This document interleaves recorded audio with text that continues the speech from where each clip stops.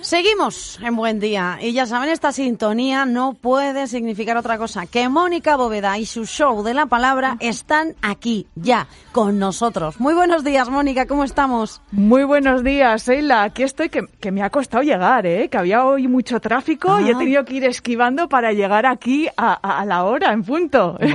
Bueno, claro, es que es viernes, los centros comerciales ya sabes que van a cerrar a partir de mañana, ya los fines de semana ya no están abiertos. Y claro, pues me imagino que lógicamente hoy haya más movimiento. Hoy no se me ocurre a mí ir a ningún lado, al Corte Inglés, por ejemplo, a cambiar nada, No se me va a ocurrir porque no. Visitar el lunes. Bueno, más cosas. Hoy vamos a hablar, fíjate, el año pasado, era la última vez que te teníamos por aquí.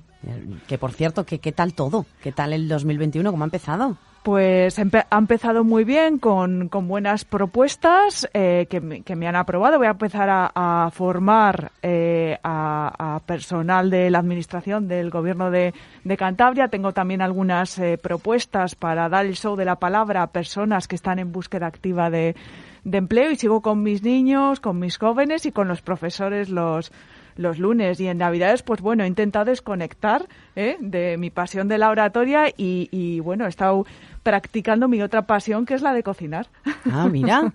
¿Y qué te has hecho? ¿Qué te has marcado? Bueno, me he hecho hasta mi primer roscón de Reyes. Bueno. Eso no me lo habías dicho. ¿De nata ¿no? o de crema? Pues esta vez, como era mi primera vez, he querido practicar solo la masa y entonces no le he hecho el relleno de nata y de trufa aparte, porque ya las Navidades habían sido potentes y... ¿Y has metido el haba o no?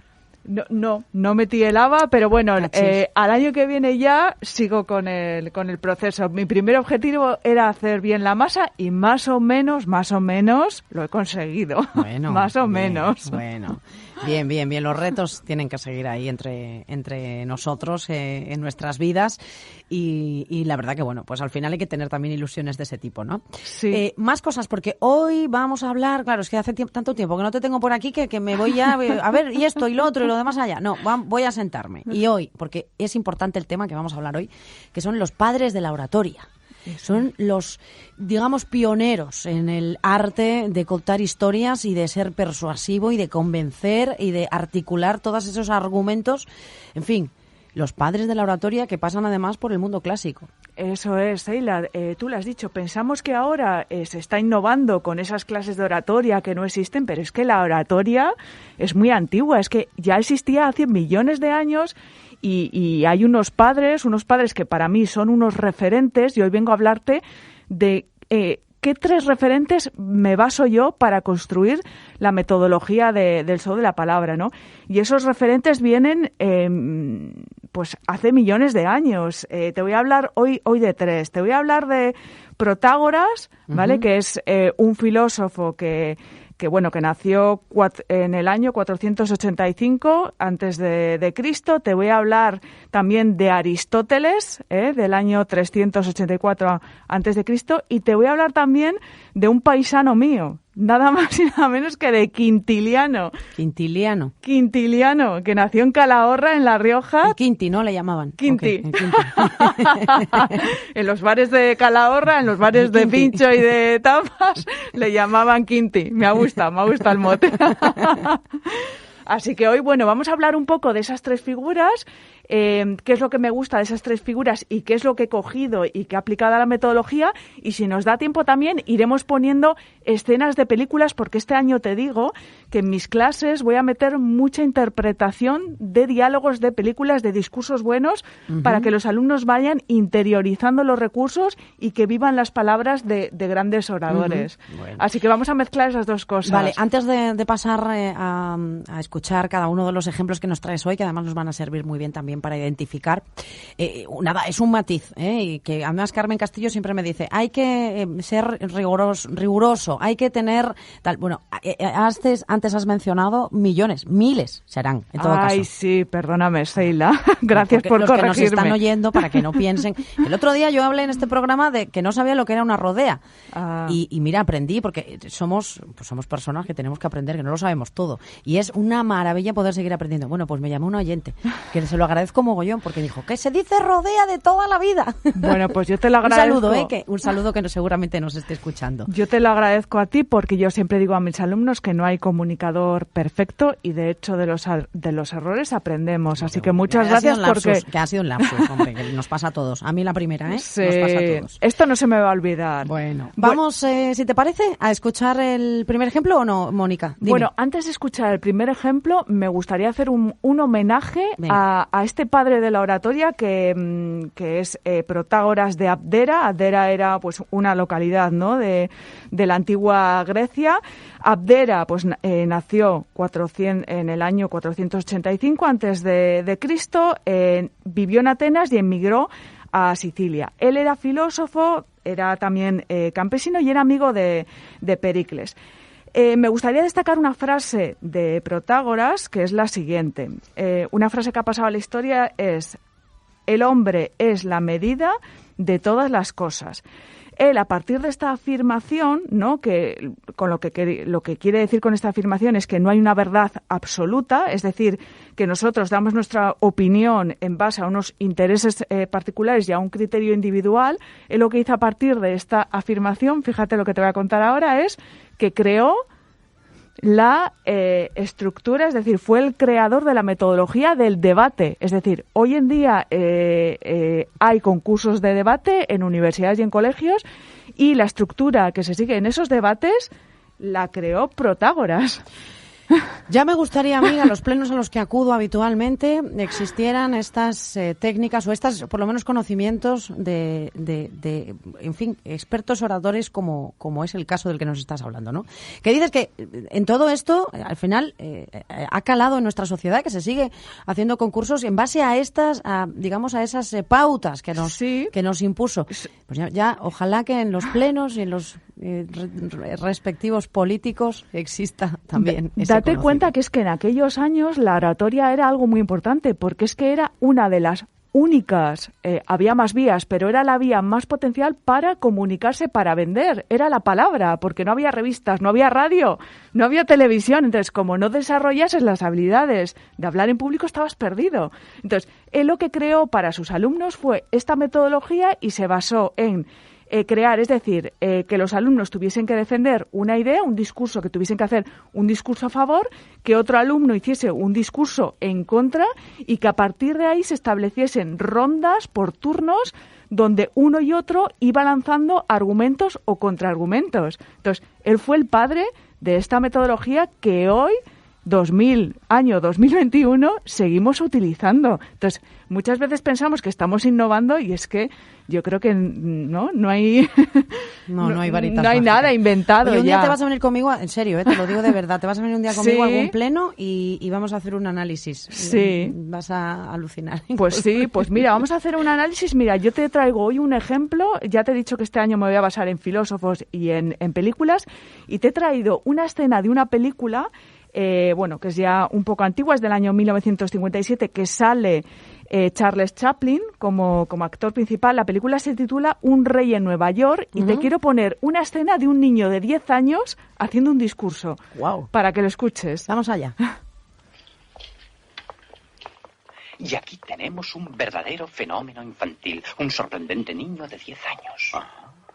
Es historiador y redactor jefe de nuestra revista. Ah, muy interesante. Le presento a Su Majestad a Rupert, nuestro editorialista. Encantado, Rupert. Lo mismo digo. Siéntate. Dime, ¿qué estás leyendo? A Carlos Marx. No serás comunista, ¿verdad? ¿Hay que ser comunista para leer a Carlos Marx? Rupert. Una respuesta razonable.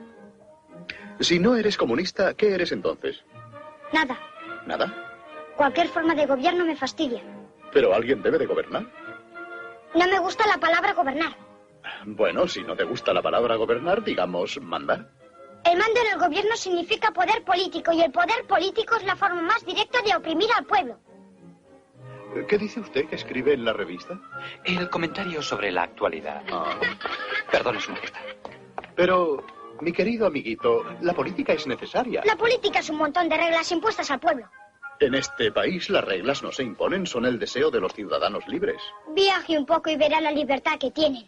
No me has dejado terminar. Todos van metidos en una camisa de fuerza. Yo no quiero terminar de escuchar esto, por favor. ¿Cómo has dicho que se llamaba la película? La película se llama Un rey en Nueva York. Es una película británica del año 1957 y el niño que está hablando es un niño de 10 años, un niño anarquista, pero que con 10 años sabe hacer un discurso, ¿no?, en contra de la política. Te fíjate cuántos argumentos ha utilizado el niño. Me ha encantado ya la primera respuesta que le ha dado al hombre. ¿Está leyendo usted a Marx? ¿No será usted comunista? Claro. ¿Qué pasa? ¿Que hay que ser comunista para leer a Marx? O sea, ya, pero del tirón. Ha sido así como sin pensar. Así. Digo, ¿este puñetero niño? ¿De dónde ha salido? Entonces, claro, este niño ya ha empezado con 10 años a desarrollar su pensamiento crítico. Entonces, el debate, Protágoras, ¿no?, que fue el padre del debate, creó esta herramienta para ayudarnos a pensar y a no creernos todo, ¿no? Entonces, por eso esa frase de Protágoras del hombre es la medida de todas las cosas, ¿no? No hay verdad absoluta y por eso el debate. El debate es una herramienta muy buena para aprender a defender una idea o una otra. No hay verdad absoluta. Todo depende de los intereses particulares y del criterio individual. Qué bueno, qué bueno. Pues nada, vamos a seguir descubriendo ejemplos que me encantan, además, siempre que nos los traes, nos ayuda mucho mejor a entender de qué estamos hablando. Sí, pues ahí hemos acabado con Protágoras, que yo le defino como el emprendedor por haber creado esa metodología, y ahora vamos con Aristóteles, que para mí sería la figura de el orador referente, ¿no? Él nació en el año 384 a.C. y la frase que le define a Aristóteles es: la habilidad de exponer una idea es tan importante como la idea misma. Esa es una frase muy conocida de Aristóteles. Él nació al norte de Grecia, fue filósofo y científico, discípulo de Platón y fue maestro de Alejandro Magno. Ahí le tienes a Aristóteles y, bueno, es muy conocido y yo le tengo como referente porque él estudió la famosa retórica. Y en esa obra él habla de los tres pilares de la persuasión, ¿no? Él habla del ethos, pathos y logos. El ethos se refiere a la confianza que transmite el orador como persona, a sus actitudes, a sus cualidades. 2, habla también de pathos, es decir, aquellos recursos emocionales que podemos utilizar para convencer, que son historias, anécdotas, analogías, todos estos recursos que hemos hablado días atrás. Y por último, habla del tercer pilar, que es el logos, que es el lógica, es decir, utilizar el recurso de la lógica, la razón, para convencer, ¿no? Y ahí estaría el equilibrio. Eso es lo que destacaría de Aristóteles. Y, bueno, no sé si da tiempo a poner también aquí... Sí, claro que sí. Una escena de una película. ¿De qué vamos a escuchar, Mónica? Mira, pues hay una película que he visto estas Navidades en una de las cadenas de televisión que se titula Una razón brillante. Es una película francesa muy bonita que trata sobre la oratoria. Y quiero poner una escena donde una alumna de una universidad participa en un concurso de oratoria. Vamos a ver si encuentra Javi la escena. Estimado presidente, estimado jurado, estimado público. Como decían los antiguos griegos, aunque la mona se vista de seda, mona se queda. Sin embargo, se puede constatar cómo el mundo está lleno de monos. De esos pobres infelices que intentan torpemente disfrazar lo que son. ¿Cómo reprochárselo? El mundo está hecho así. Los pobres quieren vestirse como los ricos para fundirse en la masa de los dominantes. Y, más sorprendente, el colmo de lo chic para los ricos desde hace décadas consiste en vestirse como un indigente de la Port de la Chapelle. O sea, que les compremos zapatos de cuero falso a los chinos y vaqueros agujereados a Chanel. Afortunadamente, la impostura nunca engaña mucho tiempo. Por instinto, un niño de 5 años diferencia un trapo de una toalla. Todos sabemos, en el fondo, reconocer a los nuestros. Es una cuestión de código, ¿no? Ay, ¿lo tenemos que dejar? Mónica. Lo tenemos que dejar, Sheila, porque luego te he traído también otra escena de otra película, pero esta película te la recomiendo, que me ha es parecido muy buena. Brillante. El título va por ahí, pero lo que acabamos de escuchar me ha parecido brillante. Sí, pues es justo, si ves toda la película, al final esta alumna que le prepara un profesor de la universidad... No me lo cuentes, ¿eh?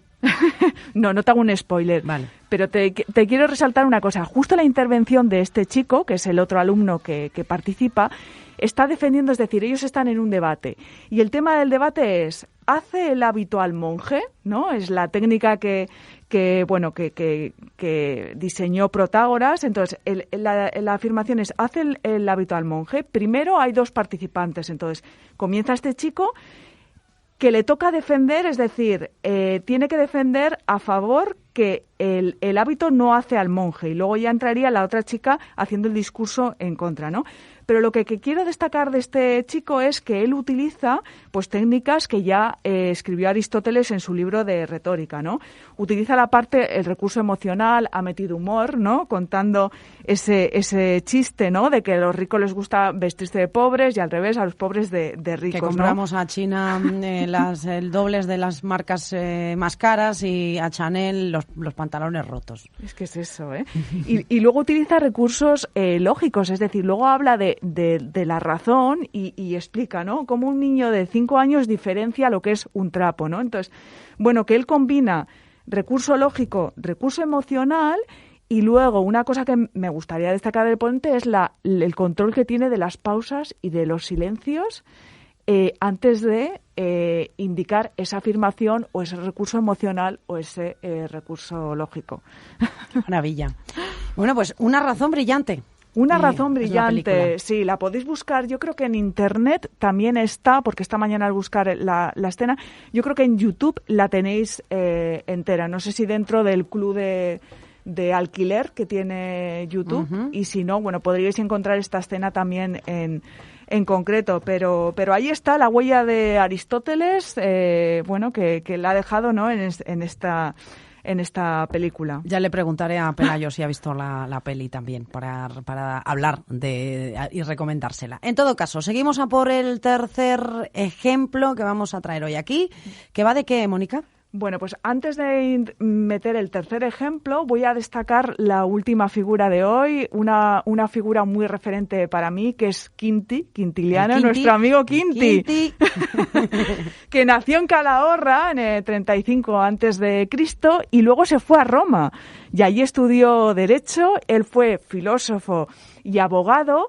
Y él, una frase que me gustaría destacar de él, que decía mucho, es que algunos hablan demasiado, pero sin decirlo todo, ¿no? Esa es una frase que destaco de él y me gustaría resaltar a Quintiliano, como además de filósofo y además de abogado, me gustaría destacarlo como un buen docente, un buen profesor, es decir, lo que se dice en las redes sociales, ¿no? Y lo que nos han ido transmitiendo los sabios es que, él era uno de los mejores profesores del mundo antiguo, un buen profesor de oratoria. Entonces, para mí es un orgullo que un riojano de Calahorra, Quinti, para los amigos, bueno, que sea un buen orador y además la figura, ¿no? De docente, de profesor. Él además también escribió un libro, ¿no? Escribió unos 12 volúmenes, una especie de enciclopedia que se llama Institutio Oratoria, donde habla de muchas cosas de la metodología del uso de la palabra. Habla del mensaje, ¿no? De ahí su frase de algunos hablan demasiado pero sin decirlo todo, de cómo organizar las ideas, de cómo elegir las palabras que hay que elegir en ese texto, de lenguaje corporal, de lenguaje paraverbal. Ahí tenemos a Quinti, el mejor profesor del mundo, y una de las cosas que me gustaría destacar es que él, a la hora de enseñar, decía lo siguiente: el fracaso escolar viene de la actitud del docente y no de la del niño. Ahí 35 antes de Cristo, ¿no? Cuidado, casi nada. Vamos a escuchar ese ejemplo. ¿Solo estos? ¿9? Disculpad, el Estado exige un mínimo de 10 estudiantes, así que debo suspender la clase. Gracias. ¿Es la clase de oratoria 217? Cada uno de vosotros expondrá cómo hace algo que ya sabe hacer. Torrijas. Siguiente. ¿Tengo que decirlo? A veces me pregunto si mi clase sirve en realidad para algo. Miraréis al público. Hacedlo hacia un lado, mirando a los ojos de alguien que esté allí. Hola. Hola. Si quieres impresionar a la profe... Cuéntanos, Mónica. Mira, pues he elegido esta película. Esta película se titula El amor llama dos veces. Dos de los principales protagonistas son Tom Hanks y Julia Roberts. Julia Roberts hace de profesora de oratoria en una universidad y Tom Hanks es un empleado que no tenía estudios, que un día le echaron del trabajo y a sus 40 y tantos años decidió ir a la universidad y apuntarse a clases de oratoria.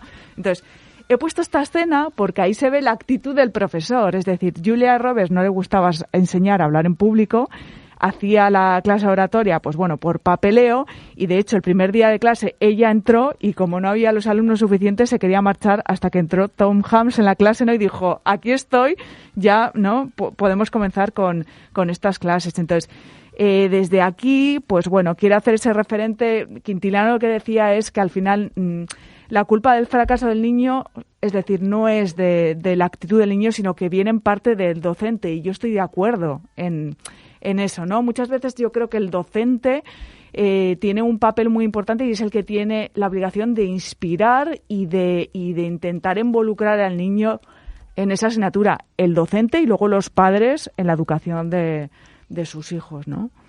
Pues qué difícil a veces es eso, ¿no? Es muy difícil y yo te pongo caso, es decir, yo ya sabes que estoy dando clase a niños y a jóvenes. Ahora en enero hemos retomado todas las clases y yo he tenido niños, a ver, que me resulta muy difícil captarles a través del mundo online, ¿eh? Es que son clases online, niños que están obligados a asistir a la clase porque tienen vergüenza hablar en público y para mí es un reto. Entonces, bueno, que ahí está la habilidad del profesor. Entonces, tengo que decir que he tenido 2 casos, pero que ahora en enero me han sorprendido y han cambiado los niños totalmente de actitud, ¿no? Entonces, bueno, ahí está la labor del profesor, de encontrar, pues bueno, métodos para captar esa atención del niño y que se involucre y que baje ese miedo escénico que tiene. Bueno, pues sin duda enhorabuena por ese trabajo, Mónica. Así nos ha acabado el tiempo. La verdad es que ha sido un placer estar un día más contigo y podernos haber sumergido, habernos podido sumergir. Bueno. Eso, me está mirando Javi como diciendo, te voy a matar. No hay comunicador perfecto, No Sheila. hay. Y yo que estoy improvisando prácticamente todo el rato, pues imagínate, pues claro, se me atropellan las palabras. Además hoy, como es viernes, pues estoy como eso, de viernes. Mira, para mí mis comunicadores referentes tienen muchos fallos a la hora de hablar en público. Coopers, como te gusta. Coopers.